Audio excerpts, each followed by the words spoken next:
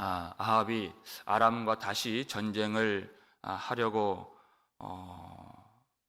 선지자들 400명을 불러서 자신의 뜻을 관철시키려고 했습니다. 그랬더니 유다의 왕 여호사밧이 여호와의 이름으로 묻는 여호와의 선지자가 없습니까? 그랬더니 미가야 한 사람이 있다고 했죠. 그래서 그 미가야를 아합이 부르게 됩니다.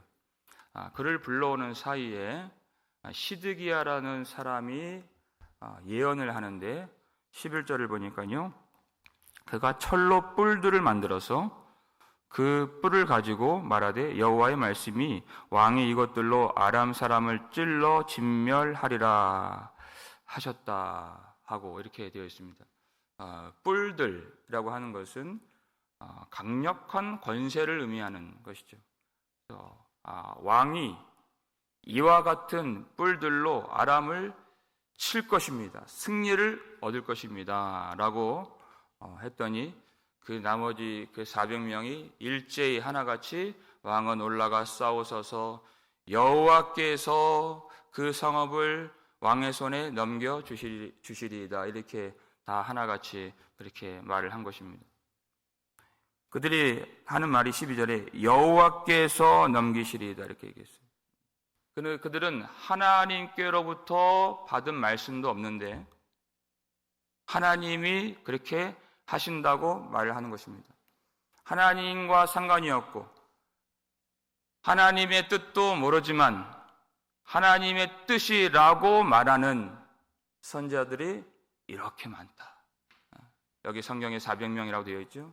너무나도 이 땅에 많이 있다 하는 것입니다. 그때 미가야를 부르러 간 사신이 그 미가야에게 은밀하게 말하는 것입니다. 선지자들이 13절이죠. 선지자들이 말이 하나같이 왕에게 길하게 하니 청하건대 당신의 말도 그들 중 한 사람의 말처럼 길하게 하소서. 다른 선지자들이 다 왕이 듣기 좋은 말을 하니 당신도 그가 듣기 좋은 말을 하면 좋겠습니다. 생각해 주는 것처럼 하면서 반협박이죠. 하나님의 말씀을 전하는 그 사람을 좌지우지하려고 하는 사람들이 있다는 것이에요. 그러니까 미가야가 뭐라고 말합니까?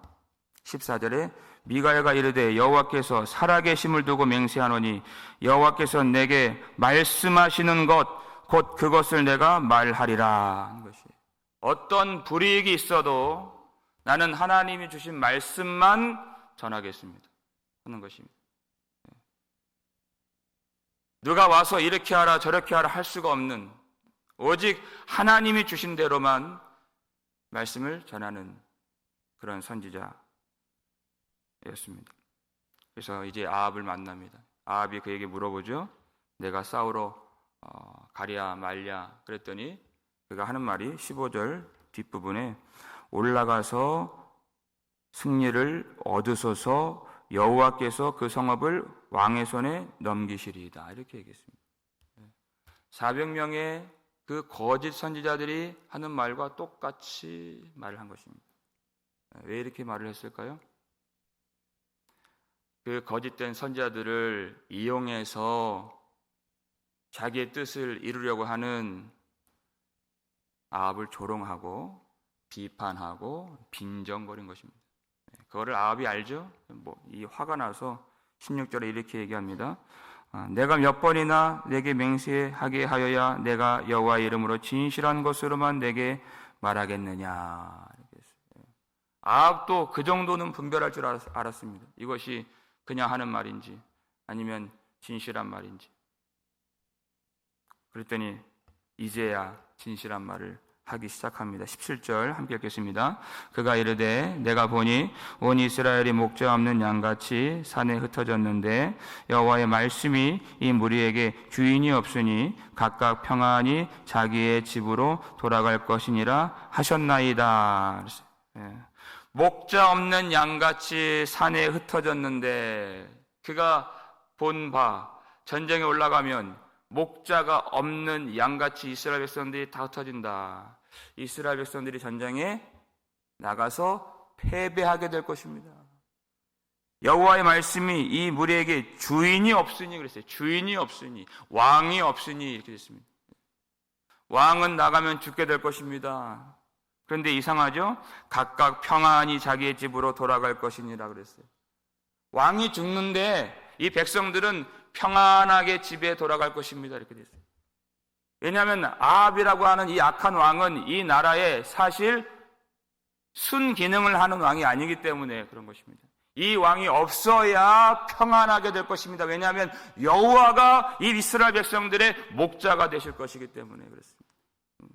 이 왕은 있으나 마나한 왕입니다.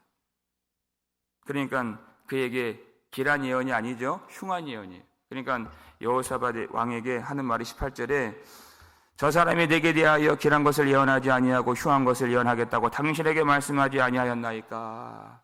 자 보십시오. 이 사람은 내게 좋은 말을 하는 법이 없습니다. 흉한 것만 말한다고 내가 말하지 않았습니까?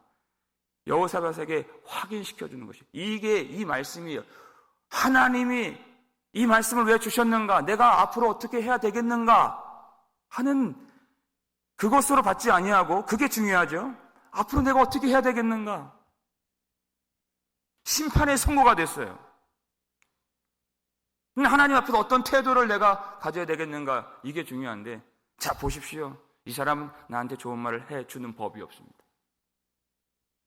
내가 그래서 미가야를 미워하는 것입니다. 이렇게 말씀을 받는 것입니다. 이제부터 본격적으로 미가야가 하나님께로부터 받은 말씀을 전하고 있는 것입니다. 그가 무엇을 받습니까? 19절 보니까요. 내가 보니 이렇게 됐어요. 내가 보니 왕은 여호와의 말씀을 들으소서 그랬어요. 왕은 여호와의 말씀을 들으소서 들어야 됩니다. 내가 보니 여호와께서 그의 보좌에 앉으셨고 하늘의 만군이 그의 좌우편에 모시고 서 있는데 하나님의 보좌를 보았습니다. 천군 천사가 수많은 천군 천사가 하나님을 둘러싸고 서 있는 것을 보았어요. 그랬더니 하나님이 20절 함께 읽겠습니다. 여호와께서 말씀하시기를 누가 아합을 꾀어 그를 길앗 라못에 올라가서 죽게 할꼬 하시니 하나는 이렇게 하겠다 하고 또 하나는 저렇게 하겠다 하였는데. 여러분 이 말씀이 하나님께서 아합을 미워하고 죽이려고 하신 말씀일까요? 하나님은 어떤 악인이라도 그 길에서 떠나 사는 것을 기뻐하시는 하나님이십니다. 악인이 돌이켜 사는 것을 기뻐하시는 하나님. 그러나 동시에 악인을 심판하시는 하나님이십니다. 이제 심판이 시작되었어요. 그 심판이 어떻게 이루어지는지를 말씀하시는 하나님이십니다. 심판이 어떻게 이루어지는가?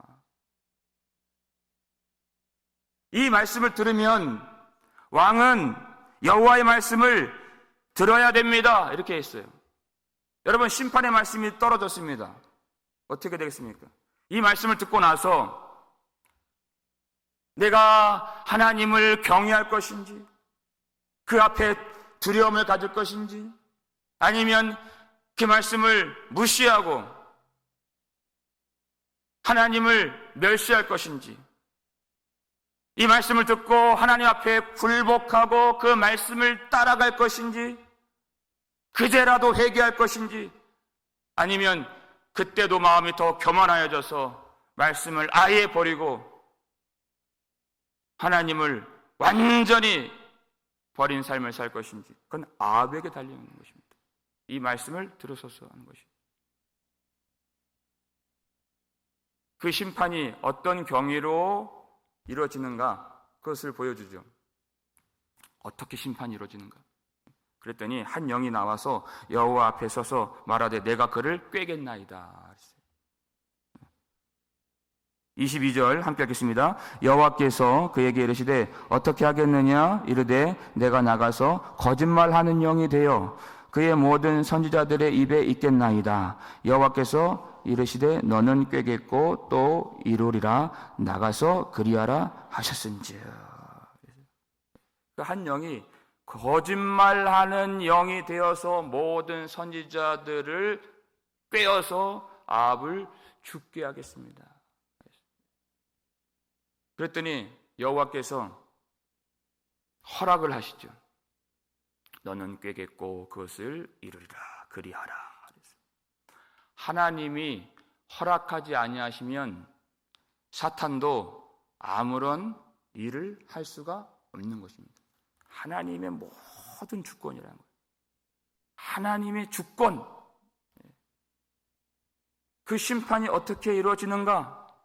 거짓말하는 영이 그를 꿰어서 죽인다는 것을 가르쳐 주시는 것입니다. 거짓말하는 영. 하나님이 많은 선지자들을 아합에게 보내주셔서 진실된 말씀을 전했습니다. 그런데 아합과 이세벨이 그들을 다 죽인 것이에요. 진실한 말씀을 거역하고 거부하고 멸시하고 미워하고 그것을 다 버린 것입니다. 하나님의 은혜를 가치 없게 여기고 하나님이 주신 그 회개의 기회들을 다 날려버렸어요. 그럼 어떻게 될까요? 진실한 말씀이 더 이상 들려지지가 않는 것입니다. 진리를 더 미워하게 되고 거짓을 사랑하게 되고 거짓을 진리같이 믿게 되는 마음의 굳어짐, 그것이 심판이라는 것입니다. 나중에 심판받고 나중에 예수님 오신 다음에 지옥 가고 해서 심판이 아니라 여기서 예수를 믿지 않고 여기서 진리를 따르지 않고 여기서 진리를 미워하고 기뻐하지 않는 것 자체가 심판을 받는 것입니다. 하나님이 그 경위가 어떻게 되는 것인지, 심판이 무엇인지 가르쳐 주시는 것이에요. 그 반대로 우리는 잘한 것도 없는데 우리도 죄인으로 태어났고 그렇게 오랜 시간 살아왔는데 우리가 무엇이 간데 하나님의 진리를 듣게 하시고 그 진리를 믿게 하시고 그리고 그 진리를 기뻐하게 하시고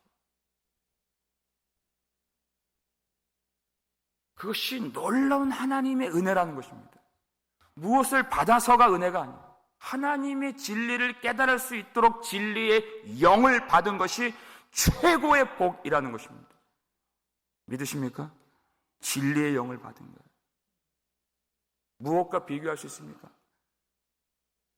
그 세상의 모든 것을 활용할 수 있는 권력을 받으면 뭐하고 그 물질을 받으면 뭐하겠습니까? 미혹되어 있는데 거짓을 사랑하고 진리를 미워하는데 무엇이 유익하고 무엇이 자랑이겠습니까? 아무런 유익이 없다. 우리 23절 말씀 읽겠습니다.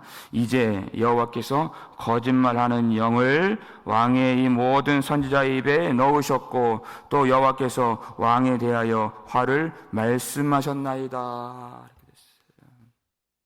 이제는 여호와께서 거짓말하는 영을 왕의 모든 선지자의 입에 넣으셨다 그랬어요.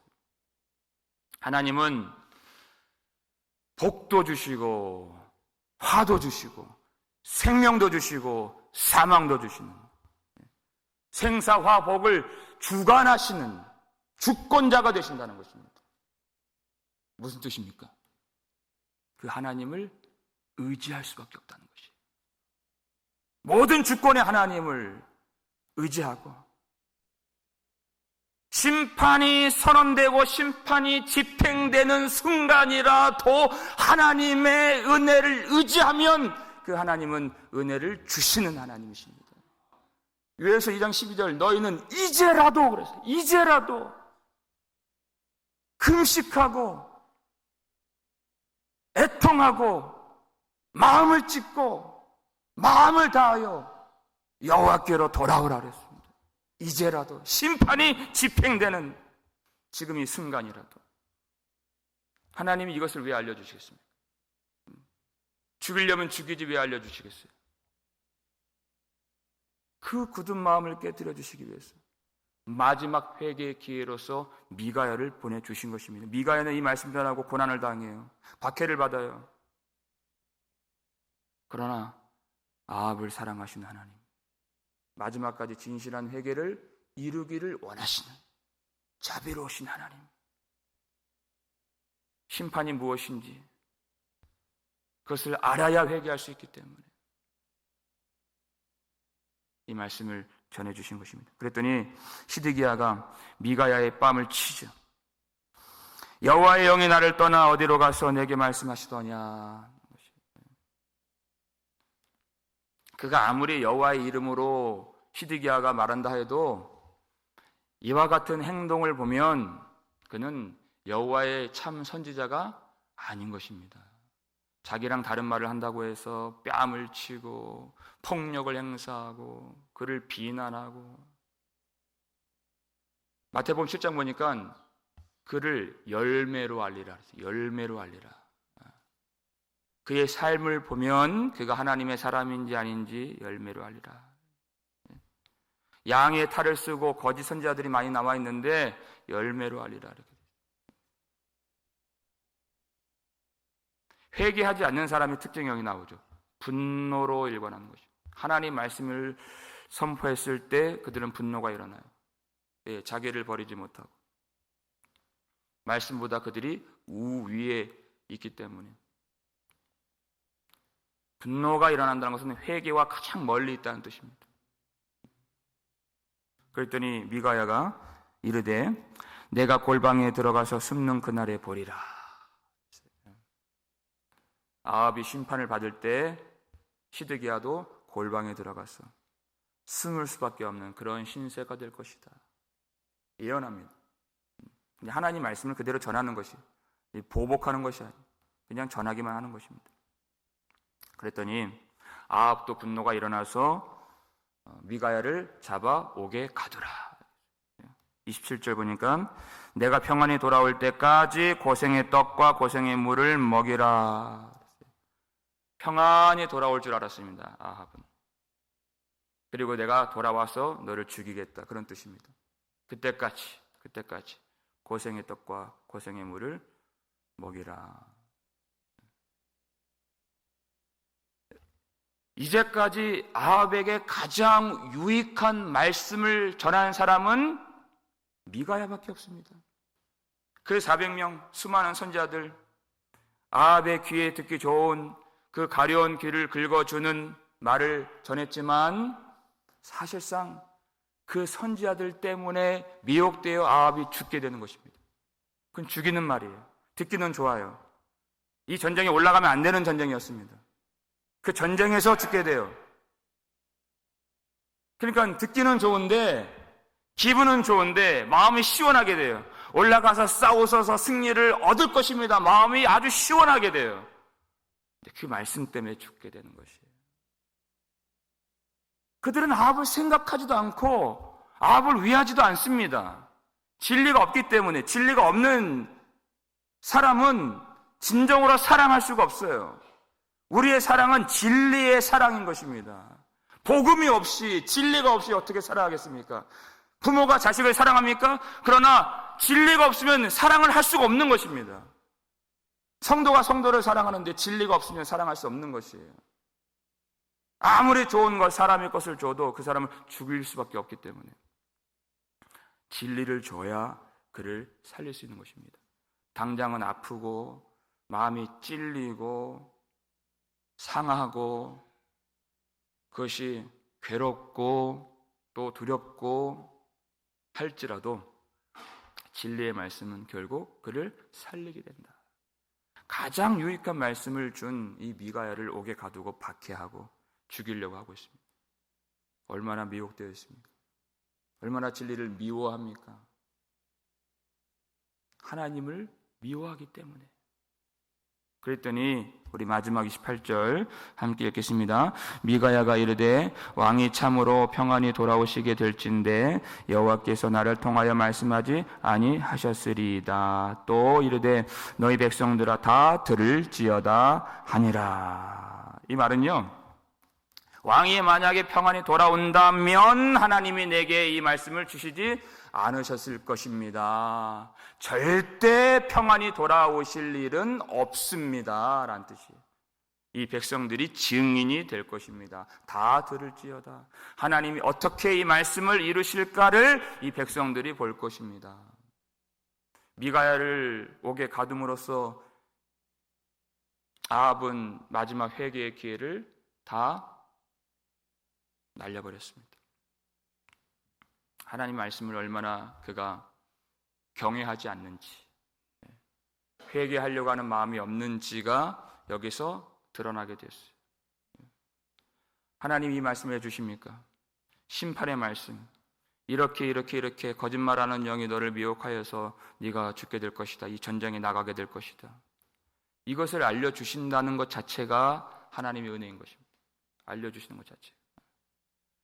여러분, 내가 심판을 받는다고 생각해 보세요. 그 심판의 말씀이 떨어졌어요. 그를 믿는다면 어떻게 하시겠습니까, 여러분? 울고 불고 하나님께 매달리고 내가 알고 있는 그 자비로우신 하나님의 약속을 붙들고 생명의 길을 달라고, 하나님의 은혜를 달라고 우리가 애원하지 않겠습니까? 구하지 않겠습니까? 기도하지 않겠습니까? 그게 믿음이 있는 것입니다. 믿음이 없는 사람들은 구하지 않습니다. 이게 기도인 것입니다. 이 심판의 말씀들이 여러분, 누구에 대한 이 심판의 말씀입니까? 죄인들에 대한 심판의 말씀입니다. 죄가 없는 사람은 한 사람도 없는데,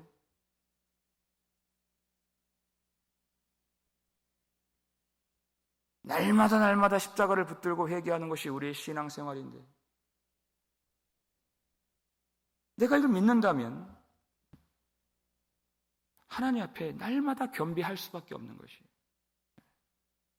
예전에 어떤 그 하루 은혜를 받고 겸비했던 그 하루, 그거 하나 가지고 사는 것이 아니에요.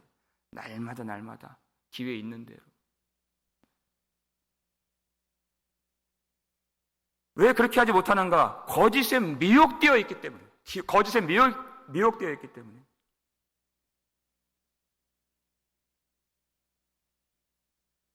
우리가 이름만 대면 아는 그 이단들, 대부분 회개를 멸시하고 사람의 마음에 철커덕 들어맞는 그런 말을 하는 이단들 많이 있어요. 한 번 회개하면 이제 더 이상 할 필요가 없다고 말하는 이단들 많이 있어요. 거기 많이 오염되어 있어요. 누구를 위한 말일까요? 누구를 위한? 하나님 말씀을 이렇게 저렇게 짜집게 해가지고, 그건 하나님을 위한 말씀들이 아니에요. 그냥 인간의 만족과 인간의 생각과 인간의 편리와 인간의 그런 쾌락에 딱 맞춰진 그런 말씀들이에요. 거짓에 미혹되어 있으면 진리의 말씀을 미워할 수밖에 없습니다. 하나님 말씀을 멀리하게 되면, 조금씩 멀리하게 되면, 간절한 마음으로 주님을 구하는 마음이 식어지게 되면 점점 거짓에 치우치게 되고 거짓이 진리처럼 보이게 되는 마음의 굳어짐을 가질 수밖에 없는 것입니다.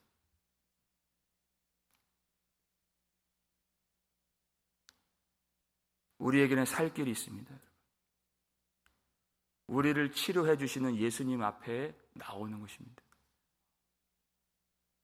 예수님 앞에 나올 때 나의 약함을 고백하고 나의 무지함을 인정하고 나의 상한 마음을 꺼내놓고 나의 거짓됨을 주님 앞에 토로하며 주여 나를 불쌍히 여겨 주옵소서 하는 거예요.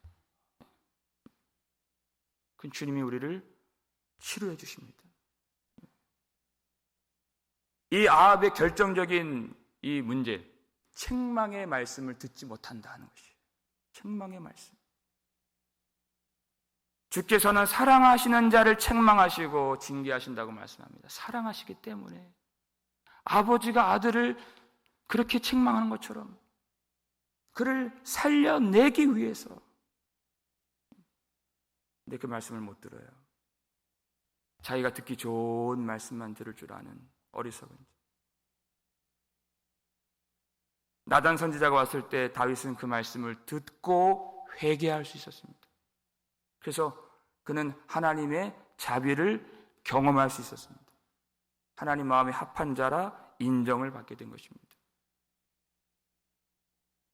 여러분, 하나님이 우리에게 어떤 말씀을 주신다 할지라도 그 말씀을 기뻐하시기를 주님의 이름으로 축원합니다. 하나님 말씀 주시는 것이 가장 최고의 복이라고 우리가 믿는데, 여러분 이 성경을 보십시오.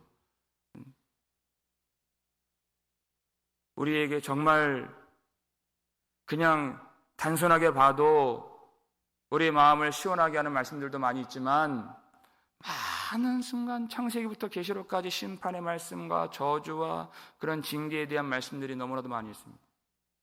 그러면은 여러분, 축복의 말씀은 축복이 하나님이 주시고 저주의 말씀은 저주의 하나님이 주십니까? 그렇지 않습니다. 하나님은 사랑이시라. 하나님 한 분이시라. 한 분 하나님. 근데 사람이 하나님을 나눠버리는 것이에요. 말씀을 찢어버리는 것이에요. 그럴 수가 없습니다.